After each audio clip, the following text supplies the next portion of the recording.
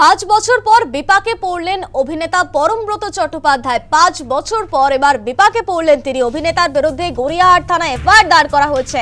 FIR অভিনেত্রী স্বস্তিকা মুখোপাধ্যায়ের বিরুদ্ধে। অভিযোগ দায়ের আইনজীবী জয়দীপ সেনের 2021 সালের ভোট পরবর্তী হিংসার ঘটনায় এবার গড়িয়াহাট থানায় এফআইআর দায়ের। ফোনে রয়েছে প্রতিনিধি মৌমিতা মিত্র। মৌমিতা, 5 বছর পর এবার বিপাকে পড়লেন অভিনেতা পরমব্রত চট্টোপাধ্যায় এবং স্বস্তিকা মুখোপাধ্যায়, কি জানা যাচ্ছে? দেখো, ভারতীয় দণ্ডবিধির 109 এবং 153 ধারায় মামলা দায়ের হয়েছে পরমব্রত চট্টোপাধ্যায় এবং স্বস্তিকা মুখোপাধ্যায়ের বিরুদ্ধে। এবং সেক্ষেত্রে মোট 3টি ধারায় এফআইআর হয়েছে, 2টি জামিন অযোগ্য ধারায়, 1টি জামিনযোগ্য ধারায় মামলা রুজু। মূলত 2021 সালের 2রা মে অর্থাৎ বিধানসভা ভোটের ফলাফল ঘোষণার দিন সোশ্যাল মিডিয়ায় একটি পোস্ট করেছিলেন অভিনেতা পরমব্রত চট্টোপাধ্যায়, এবং যিনি এই অভিযোগ করেছেন আইনজীবী জয়দীপ সেন, তিনি মূলত অভিযোগ করছেন যে এই পোস্টটি আসলে ভোট পরবর্তী হিংসায় উস্কানি দেওয়ার একটা প্রচেষ্টা। এবং সেই পোস্টে কমেন্ট করেন অভিনেত্রী স্বস্তিকা মুখোপাধ্যায়, যে কারণে তার বিরুদ্ধেও একই রকম ভাবে এফআইআর করা হয়েছে। এবং ঘটনাচক্রে দেখা যায় যে সময়ে এই পোস্ট করা হয়েছিল তার কয়েক ঘন্টার মধ্যেই বেলেঘাটায় বিজেপি কর্মী অভিজিৎ সরকার তিনি খুন হন।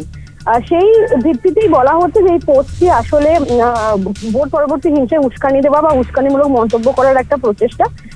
সেই অভিযোগ জানিয়েই আইনজীবী জয়দীপ সেন তিনি অভিযোগ করেছেন, এবং সেক্ষেত্রে গড়িয়াহাট থানায় নির্দিষ্ট অভিযোগের ভিত্তিতে মামলা রুজু হয়েছে মূলত এই সোশ্যাল মিডিয়া পোস্টের কারণে।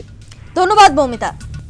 টেকনিশিয়ানদের জরুরি বৈঠকে যোগ দিয়ে কি বললেন পরমব্রত চট্টোপাধ্যায়, শোনাবো আপনাদের। আগে যেভাবে ছবি হতো সেভাবে হয় না। আমরা মেম্বার নিয়েই কাজ করতে চাই, কিন্তু আমরাও তো এই ইন্ডাস্ট্রি স্টেক হোল্ডার, আমরাও তো চাই সবাই, আমরা মেম্বারদের নিয়েই কাজ করতে চাই। কিন্তু কোথাও কোথাও কিছু কিছু ফ্লেক্সিবিলিটির প্রয়োজন, সেটা তাদের সঙ্গেই আমরা আলোচনা করতে চাই। সেইটার জন্য আমাদের বয়কট করা হয় এবং তাই জন্য আমাদের আদালতে যেতে হয়। এবং তারপর অনেকদিন, এবং আরেকটা কথা বলি, আমাদের লড়াইটা, আমাদের মামলাটা কিন্তু ছিল মূলত রাজ্য সরকার একটি কমিটি তৈরি করেছিলেন, প্রাক্তন রাজ্য সরকার। তারা কমিটিটি কেন অ্যাক্টিভ করেননি সেইটার জন্য তাদের বিরুদ্ধে। ফেডারেশন সেখানে পার্টি ছিল মাত্র, আমাদের সঙ্গে কোনো কমিউনিকেট করতে দেওয়া হয় না, কাউকে কাজ করতে দেওয়া হয় না, সেই মানুষগুলোকে কাজ করতে দেওয়া হয় না যারা আমার বাড়ির লোকের মতো। সেই জেদ থেকে আমি লড়াইটা লড়ছিলাম। এবং তারপরে ফাইনালি যখন কেউই কোনো দায়িত্ব নেয় না, যখন কেসটি ডিসমিসড হয়ে যায়, তারপর হ্যাঁ, আমি সকলের সামনে অনেক বাকিদের, জয়দীপ দা বা সৃজিত বা রুজিত মুখার্জি বা সৃজিত রায় বা বাকিদের আরো অনেকে ছিলেন, তাদের অনেক আগেই তাদেরকে সকলে জানেন, এটা লুকোবার কিছু নেই, তাদের সকলকে অনেকেই বাধ্য হয়ে, প্রত্যেকেই আমাদের রোজগার করতে হয়, আমাদেরও করতে হয়, আমাদের প্রত্যেকেই কম্প্রোমাইজ করতে হয় কিছু না কিছু, কোনো না কোনো স্টেজে, আমাকেও করতে হয় একটা স্টেজে এসে। আমার সদ্যজাত সন্তানের মুখের দিকে তাকিয়ে দাঁতের দাঁত চেপে ওই জিনিসটা করেছিল, আমার কোনো উপায় ছিল না। তাই